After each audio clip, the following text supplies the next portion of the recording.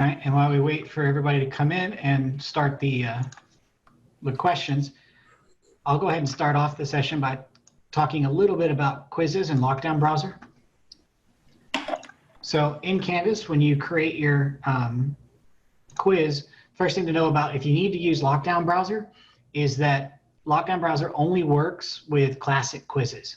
So when you go to create your quiz and you click the plus quiz button up here, you'll have the choice between classic and new quizzes. Now, Lockdown Browser will eventually work with new quizzes. It's just not ready yet. So you have to use classic quizzes in order to use Lockdown Browser.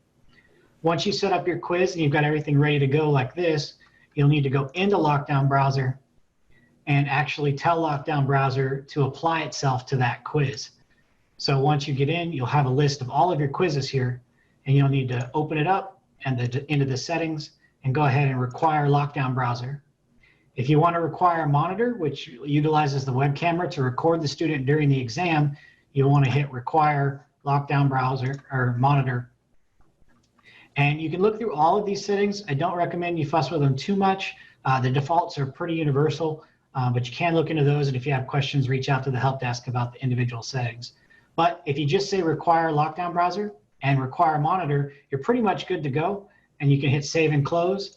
And then your quiz will be renamed. Oh, let me rephrase that. It'll add on to the end of the quiz name that it requires Lockdown Browser. And if you use monitor, it will add require Lockdown Browser monitor and webcam.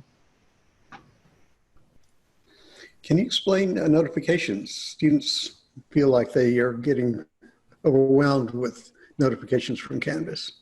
Hey guys, before we go too much further, how about we do some introductions though, so everybody knows who you all are? Okay. Would that be good? So Sure. this is Ian Averly with IT Training. I just want to introduce our two Canvas specialists that we have on with us today. One is Casey Porter, and the other is Steve Snider. They've both been with the university for several years now. And Cassidy is going to be answering all your great questions about using Canvas. And Steve Snider is going to be moderating the discussions and reading your questions from the Q&A. So as we go through, if you have any questions that pop up, go ahead and use the Q&A feature over in the side, and they will answer those questions. But we have a little over 40 minutes here with the two of them to answer basically every question you have about Canvas. These guys don't know it, they'll find it out and get it going for you. We're also recording this session, so if you miss something, you'll be able to come back and listen to the recording later on that we'll be posting on the same page as our Keep Teaching registration for this event was. So with that, let me pass it on to Steve Snider and Cassidy. Thank you guys and have a great day. Okay. All right, so referring to the question about notifications. So Canvas does err on the side of when in doubt, I'm going to notify the student. So the moment when you first get your course, it's unpublished. And you can work in it and everything, and the course is silent, meaning anything you're doing in an unpublished course does not notify any of the students that you might have. Once you publish the course, and then those kind of edits after the course is published will notify the student. So if you make an update to an assignment, it's going to notify the student that there's been an update. If you create a new quiz, they're going to get notified if there's a new quiz. If you create an assignment, they're going to get a notification there. So again, Canvas errs on the side of too many notifications, but everybody can set a custom level of notifications. So if you go underneath your account profile here, you can see your notifications here, and both you and your students can do this. So you'll notice up here, you kind of have your legend about what each icon stands for, whether it's notify me right away or just send me a daily summary at the end of the day. And you can choose those by simply clicking on them, depending on the notification you want. You can even hit the X down here, which says don't send me anything. And that can be a little scary because your students can do that too. But if you want to alleviate some of the fears that your students have about they're being spammed and everything, it's very important that you set up your course as much as possible prior to publishing it.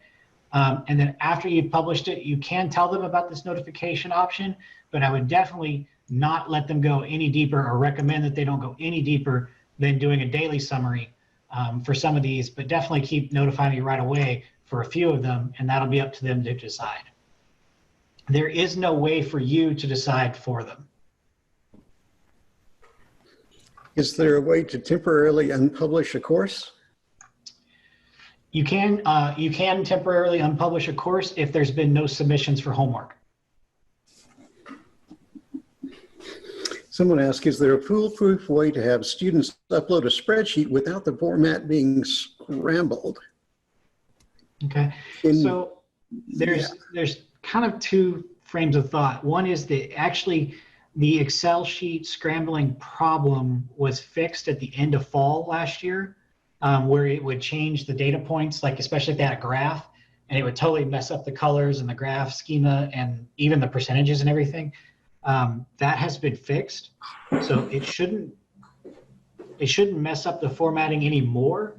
If there's something you're doing with Excel that's really extraordinary, then you might want to use a PDF, convert it to a PDF, but then you wouldn't be able to see the formulas and that kind of thing. So, but according to Canvas, the Excel functionality has been fixed to where it won't jumble the format anymore.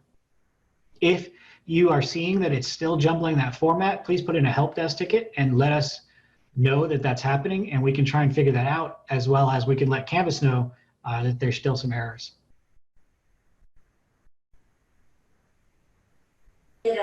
How do you host a recorded Zoom session? So how do you record a Zoom session? So when you set up your Zoom meeting, you can set it to automatically record. So you have to log in real quick. So when you schedule a new meeting, you can, where is the options here? You can come down here to record meeting automatically. And you definitely want to record to your local computer. We do have some cloud space, but we're quickly ran out given everything that happened. So you want to record locally to your computer. And then I would highly recommend that you upload that Zoom video into Panopto inside Canvas so that it can be closed captioned. If you don't set this up automatically, you've already got the meeting set up. When you get into your meeting, on the bar, under settings, there should be an option for you to start recording after the fact. Last thing I'll say about Zoom real quick is that if you're using Zoom inside Canvas, the only way students will see this is if you schedule the meeting here inside Canvas. Then it will be on here as a line item and your students will be able to see it. If you've set up the Zoom meeting outside of Canvas, you'll need to communicate that join URL, that invitation, to them in some manner, whether that's email or if you just post it in an announcement so all the students have it for future reference. Can you tell us about Gradebook? Someone asked if there was a step-by-step instruction for Gradebook and assignment groups. Sure. So yes, there is a step-by-step thing for Gradebook. It says specifically group assignments. It may be, I'm not sure the wording's right there. All right. So Gradebook is very extensive. It's a whole class unto itself. We usually spend a full hour teaching Gradebook because there's so many options you can do in here. If you want to email the help desk and ask them for some guides, we do have a link to the guides that will run you through Gradebook. I think there's somewhere between 20 and 30 guides. It's that expansive. So I obviously can't answer all about the Gradebook here in today's session.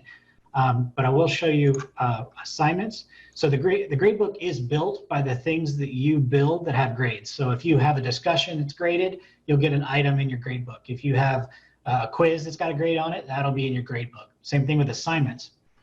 These guys here, these bars here, are called assignment groups. I'll go through both versions of groups. These are called assignment groups. And this is just a great way to put your assignments into categories, especially if you weight your class. So like here, you can see that this testing group is worth 15% of my total grade, and my assignments group is worth 52% of my total grade. So this is just a great way to divvy out your course so that you know that your quizzes are worth 30% of the final grade and that kind of thing. So to create a group, you hit the plus group button here, and you just give it a title. And if you already know the percentage, you can type it in right there. Or if you've created all of your assignment groups, you can come here to the three dots and say, okay, now I want to weight them. And you can weight them all on one page and make sure, of course, that they add up to 100% down here at the bottom. As far as creating group assignments, meaning you're assigning an assignment to where people work in teams, I would highly recommend that you create the groups first, but I wanted to show you where that option is. So you've got your title, your description, you've decided it's worth 50 points and so on. They're going to upload a paper. You can make it a group assignment right there, and you can choose whether you're going to make everybody in the group gets the same grade. So if all 5 students get the same 92, right? Or you can say, I'm going to assign everybody an individual grade. And that's kind of hard. I mean, you might have it sectioned out to where they're doing different pieces, and it might be, you might do it that way. But usually everybody gets the same grade. So that's by default, it's unchecked. If you set up your groups ahead of time, you'll see them here in this list. If you haven't, then you'll need to set up a new group right here from inside the assignment, and you can put in a name. Self-sign-up allows students to get into their own groups. So if they have friends and they want to be with their friends, they can sign up to be together. And you can require them to be within the same section, but that's not necessary. You set up the group structure here. So you can say, okay, I've got 30 kids in my class, so I want 5 groups, and that means a limit of 6 members per group. If you set up this group if you set the group up inside the gradebook, you have a little more control. You can set it up as the number of people, and will automatically do it for you. And down here, you can automatically set the group leader to the first person who signs up. Now, again, this is limited if you do it inside the assignment itself. So let me show you real quick inside the gradebook. So, sorry, not gradebook, people. So here I already have group sets here. So if I'm going to create a new group set, so whatever the name of the group assignment is, so we'll call this training. I am not going to let them self-assign. So I'm going to split students up into 4 different groups. And you can say that I'll create the groups manually, but I'm going to go ahead and require that the group members to be in the same section, just for the sake of argument today. I'm automatically going to let the group leader be the first person who joins the group. Now, that means the group leader is the person who actually submits the homework. That's all that really means. And then when I click save, it's randomly going to assign the students for me. And you can see I have my 4 groups, and I have 5, 4, 1, and 2, because it's based off of the sections that they were in. So now when I went to the assignment, if I wanted to assign this to a group assignment, I would choose the training groups, and each person would then have a group leader that turns in that homework for everybody else. It's also worth noting that each group has their own little kind of space in Canvas. So they have a space where they can do their own discussions or their own pages and that kind of thing, separate from the main course, just so you know that exists. And you as the instructor can visit the group homepage by hitting the 3 dots and saying visit, and you can jump into their space and see what they're collaborating on.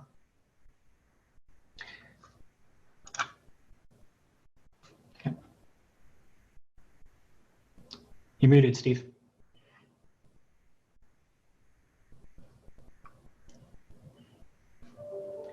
So while he's working on that, I did want to quickly point out to you guys about files inside Canvas. Files is just a real quick place where you can store these things, but it's not really meant to be a file repository. Canvas is. So if you have large files, I highly recommend, especially if they're movies, you want to put them into Panopto so that they can be closed captioned. And if they are large, like documents or PDFs or PowerPoint files, I would definitely recommend you put those in Box. And then you can share them with Box in any of the rich content editors. And what I mean by that is, this is like an assignment, for example. This guy here is a rich content editor. And you can hit this little blue chevron. Now, do take note that that blue chevron, that icon is going to change here in a couple of days. It's going to turn into a little plug, like you would plug into the wall, or it's supposed to represent a plug-in. So when you click that and you choose Box as an option, you will then have the ability to log into Box and choose from Box the file you want to link to. And you can share those files with students with that link instead of having to put it into Canvas, because you'll quickly run out of space inside Canvas. We do have a limited space on each course.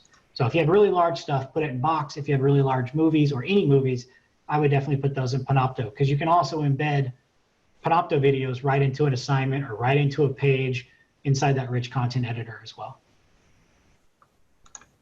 The question was about matching questions and how it depicts them, whether they're randomized on the left versus the right. And yes. So when you do a matching question inside a quiz, you set them up as how they're supposed to be. And it shuffles them around so that they're not aligned with each other, they're misaligned, so that the students do have to match them. You don't have to choose shuffle answers in a quiz setting for matching questions. It'll automatically do it for you. But if you do choose the shuffle answer option inside a quiz, it will then shuffle all of the other answers, like your multiple choice questions and things like that. But be noted that if you choose this option here, you shouldn't really use options in your matching and your multiple choice, like all of the above or both B and C are correct, because it's going to shuffle those. So it won't always be B and C. So you definitely don't want to use that as an answer. If you're going to use all of the above, I would change that verbiage to say all of these or something to that effect, because it will shuffle them around. But direct answer is matching questions will get shuffled automatically.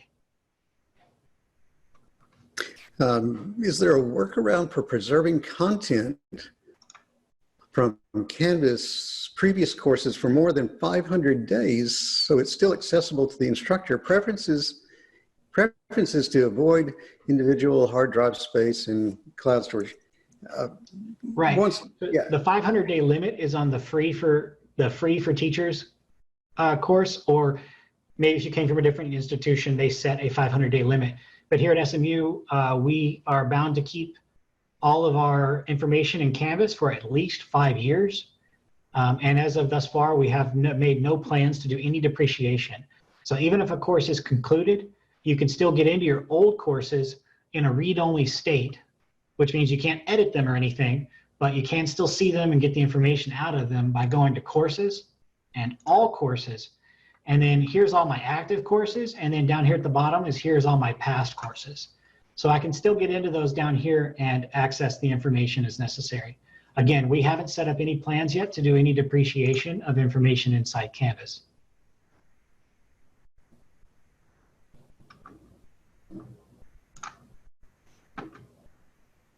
You're muted. Could you schedule a reoccurring Zoom meeting from inside Canvas with the same personal Zoom address for different classes? When I schedule one meeting, it works, but as soon as I ask for a reoccurring, it asks that the personal meeting option disappears. Right. So if you're using the Zoom integration inside Canvas, this LTI here, when you go to schedule a meeting, if you do reoccurring, that's fine inside this course.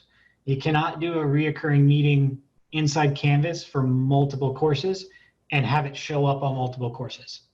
So you need to set it up in each course, or just go ahead and set up the reoccurring meeting, and then you'd have to share out the information to the other courses, giving them the URL to log into. It won't show up in each course, only this one.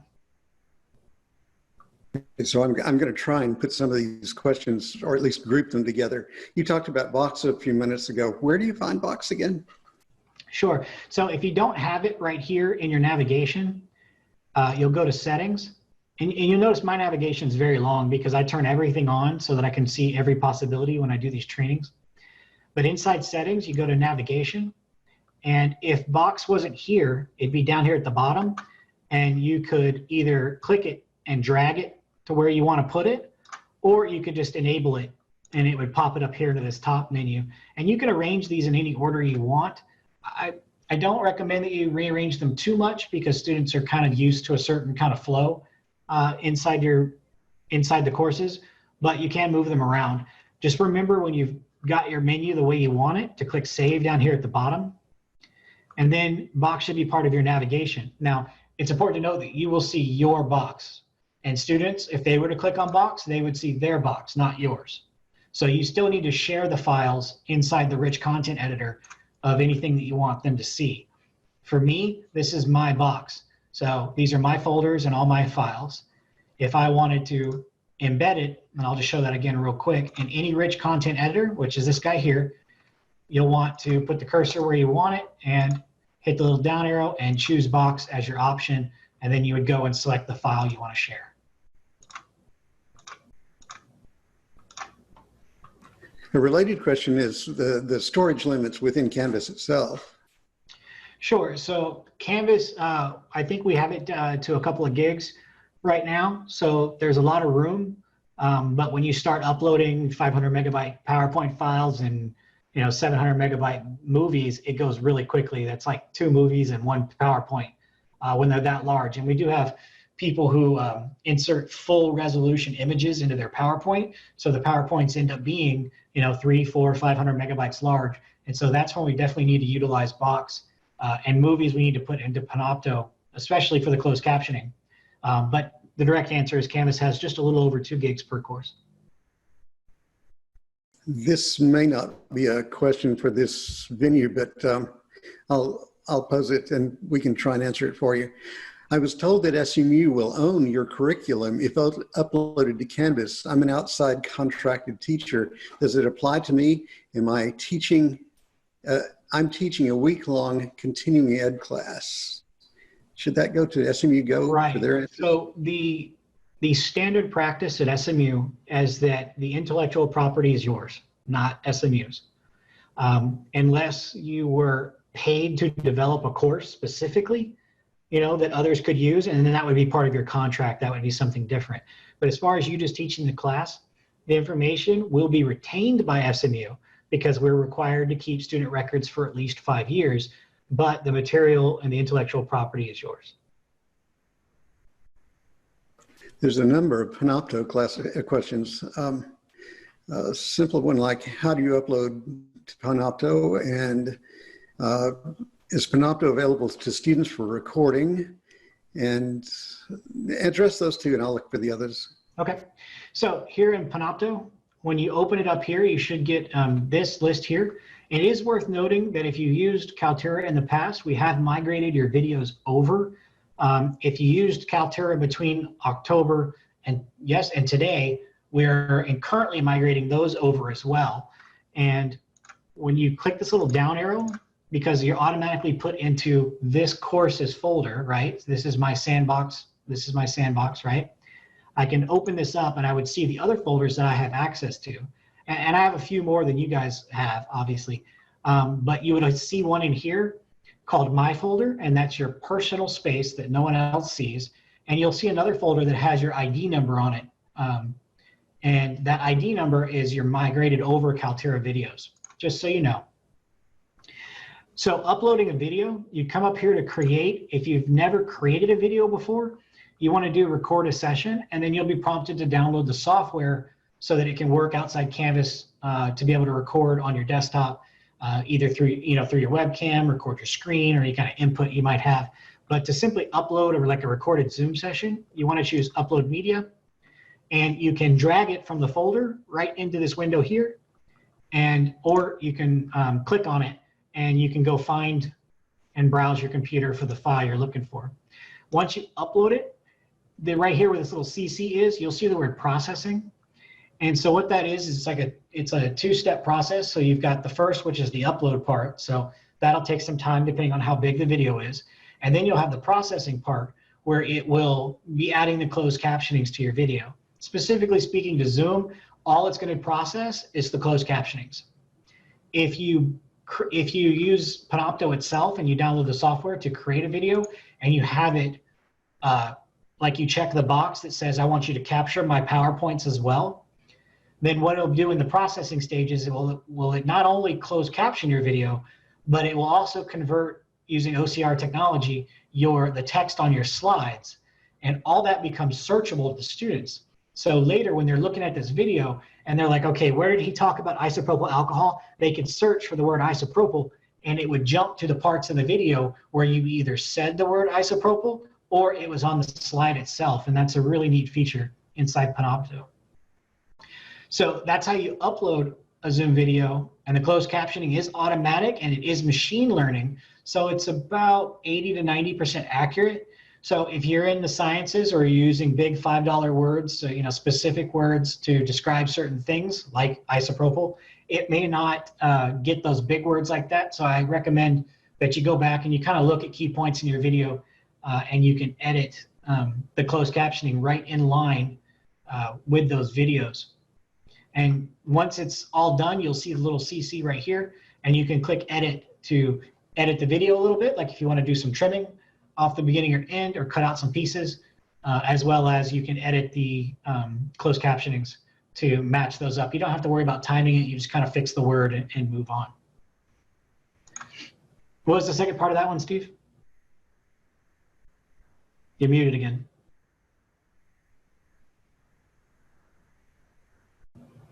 I was of the mind if you press the space bar, it would unmute, but it's not. Okay. When you have Panopto videos embedded in a course and you copy that course from one term to the next, or one way or the other, when you copy a course, does it follow? Okay. So yeah, I remember the other part too. So yes, when you copy over from term to term, it will keep that embedded video there, and it will be embedded next term as well. So you don't have to redo that. The other question I remember was about students being able to use Panopto. And so as it is right now, students, they can and they can't use Panopto. So there is a way to turn on an assignment folder that would allow students to make submissions to Panopto and use the software to make recordings. However, we don't recommend you actually do that. The assignment folder has a lot of kind of quid pro pros about it. The biggest one being is that the assignment folder is not actually linked to the due date of your assignments. So students can submit, if they get the URL out of it, they can still submit videos to that folder. They can edit those videos after the fact. So they can still be working on it on Saturday, even though it was due on Friday. So we don't recommend you use the assignment folder. What we recommend is that, because a lot of students still use like their cell phone to create videos, and they'll just use like, the software that comes with a computer, whether it's Mac or PC, to do the editing. So we highly recommend that when you create an assignment, instead of using, because you'll have to turn that assignment folder on manually and turn it off manually, on the due dates and times, so you have to remember to do all that. So what we recommend is having to do an online submission and choose media recording or text entry. And what that'll do is give them this box here, which allows them to use the record function. If they don't have a cell phone or a recording option, they can use the recorder that's built into Canvas if they have a webcam, or they can just embed an image, upload a video file as well in the media recording section. So if they have a video file, they can just upload it there. Both will get you a media recording. Again, we don't recommend that you use the assignment folder inside Panopto unless you have a very specific use case, in which case we ask that you reach out to us through the help desk, and we can work with you one-on-one to help alleviate all those kind of concerns and give you the quid pro of how that works. I'm trying to triage these to some degree. Let's see here, but there's a quick thing you might answer would be, what's the difference in PlayPosit and Panopto? Okay, so Panopto is really more about capturing the video itself, using your webcam to record you, capturing your PowerPoint documents. If you have other inputs, video inputs, like say if you want to show something from a microscope, you could do a video input, and Panopto would be able to capture that. And then it puts that all together into a nice video, and students would be able to flip between like the webcam feed, the PowerPoint feed, and the microscope feed. They can flip back and forth. And it does the indexing of your PowerPoints. It does the closed captioning. It makes all that searchable. That's what the power behind Panopto really is. And it's integrated right into Canvas. PlayPosit is kind of a tool that you would put on top of your video. And it allows you to add not only video quizzing, which you can do with Panopto as well. You can add questions and make it an assignment and give them points and stuff for how many questions they answered correctly. You can do that with Panopto, but you can do so inside PlayPosit with a few more question options, not just the 3 that Panopto is limited to, as well as PlayPosit allows you to do other types of interactions, like pausing the video and pointing to something and having text to point out a certain thing in the video, or pose survey questions or just add thought-provoking, bubbles off to the side, those kind of things. So you have more interaction ability with PlayPosit than you do with Panopto. So that's really about fine-tuning the video and getting more participation. Here's one I'll just read out. It's a bit tedious, I think, but it basically has to do with due dates.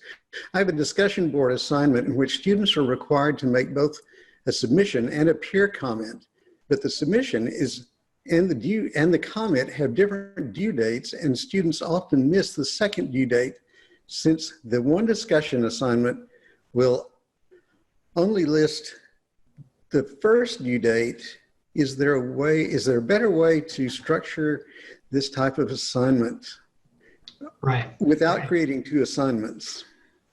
Right. So yeah, what you're asking for has been something that's been in the Canvas community for a long time, to be able to add two due dates to a discussion, one for the original post and one for a peer review kind of thing. So they are working on that. They, just so you know, they did add a second date to the actual peer review of an assignment already. So I think discussions are next in that thread. But a way that we can kind of get around that now is when you create your discussion, you got your title, you got your description, and all the information here, is to allow threaded replies, but require that users must post before seeing a reply, which means when they get into discussion, they won't see anything but your prompt up here. And then they are required then to post something of original thought. And once they hit the post button, then they'll be able to see all of the other threaded replies from the other students and can go in and do the peer review. Now that doesn't really solve having two different dates, but it does allow it to do it in a step-by-step process to where they can do the original post first and then do the peer posting second. So that's the best option we have right now. How do you create a question bank, and can a quiz item be copied into the question bank, or quiz items be copied into? Okay, so to answer the second part, yes, quiz items from one question bank can be moved or copied to a second question bank. And I do recommend that when you're creating a quiz that you start by not creating the quiz itself, but by creating the question bank. So if you come into quizzes, skip the desire to press the plus quiz button and come over here and say, I want to manage question banks. And then I can add a new question bank with a title and everything there. And I can, inside a question bank, I will add my questions that I want to use for that quiz.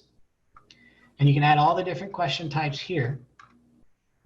And you can move multiple questions. So if I choose this, I'll get a laundry list of all the questions in this question bank, and I can simply check them and say, okay, I want to move them to this question bank, and I can move them there. And the other advantage of doing a question bank like this is that when you go back to create the quiz, instead of doing creating the questions on the quiz directly, what you can do is create a question group. So let me get into questions here and say create a new question group, and you can title this whatever you want. And if your question bank, let's say it has 25 questions, you could say I want you to pull 20 questions at 5 points apiece, and I want to pull them from this question bank. And then I say create my group. And so what this does is it randomly pulls 20 questions worth 5 points apiece, so that I have a 100-point quiz, and it will shuffle the questions so that no student's number one question is any other student's number one question. So they can't tell each other, hey, it's 5, the answer C for number 5, because it'll be a different question. It'll be in a random order. And so you just create this question group like that, and then you fill in all the details and settings that you want for your quiz. And that's a great way to help shuffle the questions around and prevent cheating. While you're on this page, you might go over the accommodations and where you add a second assign to box and why things might disappear if you overwrite it inadvertently. All right, and real quick, I did see a question from a previous session that was popular, was that can you add observers to your Canvas course? And we can add observers, but it has to be done by an admin and not by the teacher directly. So you'll need to put in a ticket with the help desk. And please include the student's ID number so that we can add them as an observer. What an observer is kind of like an auditor. And based off the rules from the registrar's office, it is based on such that they can see all of the content in the course, but they cannot participate, meaning they can't add to the discussion board, they can't submit homework and that kind of thing. It's specifically an auditor account. But in a quiz, if you need to extend time for a particular student, once you click on your quiz, you'll be able to have this moderate button over here. Under moderate, you'll see a list of your students, and you can pick the student who needs an extension. And when you click on this, you can add them to allow them to have extra attempts for a quiz. Or if you've added a time limit, so let me put a time limit on this quiz real quick. If I let them have a 20-minute time limit, save it, then when you go to moderate, you'll also have the ability to add more time. So they've already got 20 minutes, right? So if I want to give them time and a half, then that means they get 30 minutes total, right? So I need to add 10 more minutes. So don't make the mistake of adding another 30 here, because then it'll give them 50 minutes total. All you're doing is adding additional minutes to their quiz. So you can save this, and then this will happen for this quiz only, for this student only. So one of the things that new quizzes fixes is that in the new quiz version, when when that gets rolled out completely, or you can start utilizing it now, you just can't use Lockdown Browser, is that once you set an accommodation, it's good for all new quizzes and not one at a time. But in classic quizzes, it's only good for one at a time. So what some people have done, especially when we had face-to-face classes and like you had a student athlete who was out on a Friday when you had a quiz, is that when you come down here to the assign box, by default, it's assigned to everyone. You can click add and then pick out that one student that needs a different due date. So I can pick out Steve here, and instead of his being due on November 7th, I can make his due on November 8th, and I gave him a one-day extension. You can also pick it from the calendar here and type in the time down here. It is worth noting the available and until date. Available from means that they can't get into the quiz until that date comes about. If it's blank, they can get in whenever. The until date means they can get into the quiz until this date and time. And this until date rules everything else, even the time limit. So if I have this until date set till tomorrow at 5 p.m., and I set that to everyone except Steve, on the 13th at 5 p.m., the quiz will conclude. So even if they have 10 minutes left on their timer, it will submit at 5 p.m., no matter what the timer says. So just remember that that until date is the end all of the quizzes. If by mistake you happen to change this to where it's just 2 people, like I've seen a couple of people do this, and notice that everyone is gone, if you were to save this, all of your other students' grades would disappear temporarily. It would only be able to show, because it thinks now that this quiz is only assigned to these 2 students. So if these 2 are your exceptions, you need to make sure that you still have the everyone else option here with its own due date and time as appropriate. And then in that way, everybody gets the grade. If you happen to do this, you can fix it by just adding the everyone else tag and putting in the right due dates and times, and then all their grades will show back up. As well as submissions. And there's really as well as any submissions, yes. It's a rare case that you need to add 2 quizzes that are identical just to accommodate. That's what this feature will allow you to do. If you've recorded a Zoom session, where do you access those recordings now? Whether that's a Canvas or Zoom, I'm not sure. Can you answer that better? Sure. So there's a couple options. If you've recorded your Zoom session, hopefully you chose your local hard drive. And when you chose that at the end, it would have prompted you on where you wanted to save it. If you don't remember where you saved it, there is a Zoom folder, and I believe it's, if you're on a PC, that's inside your documents. If you're on a Mac, you just got to, I think you could just search Zoom and it'll find the folder for you. But it does have its own folder for Zoom recordings. If you saved it to the cloud, you'll have to go to, like if you just like go to SMU Zoom and click here and then hit the login button.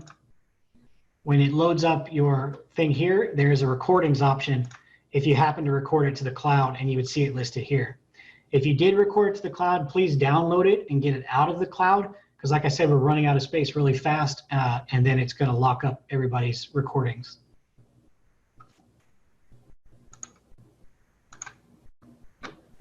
I'm not sure how you'll handle this. I'm not sure exactly what this question means, but I'll read it off to you. Please walk through the steps you would use to film a hands-on art demonstration and upload them to Canvas. Okay, that would take a little long for the couple of minutes that we have left in today's session. But the basics of doing a hands-on art film upload is I would definitely set up a camera to record it and not be using, you know, Panopto or your lap or whatever here, unless the web camera is the only thing you have. In which case you turn that around to face your canvas or your clay or whatever you're working on. And then you would record it, and I would probably, if you're a student, I would definitely use a Zoom to record it, or the built-in software that comes on your Mac or PC to record it. If you're a teacher, you could use Panopto to record it. And then you just hit the record button and do your hands-on demonstration and then stop it. If you've done it in Panopto, it will automatically give you the option to save it, or if you want to edit it a little bit before you upload it, and then you can upload that and it would go into the course that you're recording from. If you're using Zoom, hopefully you save that down to your hard drive. So then you would have the option of where to save it on your computer, and it'll process. And then you would have that Zoom recording, and you could use the software on your computer, whether it's Windows or PC or Mac, to do a little editing if you want to. As far as the teacher side, when you're setting up an assignment like that, inside the assignments, you just want to make sure that you choose online as the submission type. So if you come down here, you want to say online, online on paper, and choose file uploads, and don't restrict the file type. And or if you tell them I specifically want an MP4, then you can restrict it and type in MP4 and let them upload a file media right here. And then it'll show up in SpeedGrader as a video file that you can watch inside SpeedGrader.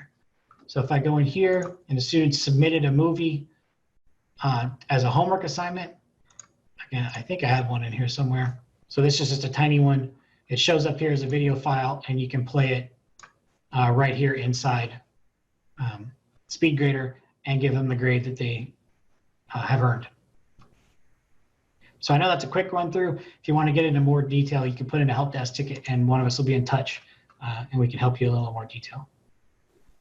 And Panopto will allow you to do a number of things, like narrate things that you're doing on one screen. You had two screens going at one camera.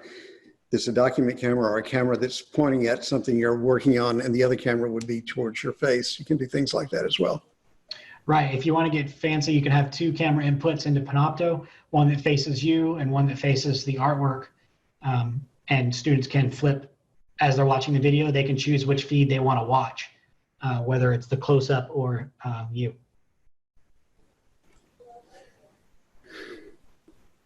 Someone asked, why are we so awesome? I don't have an answer for that.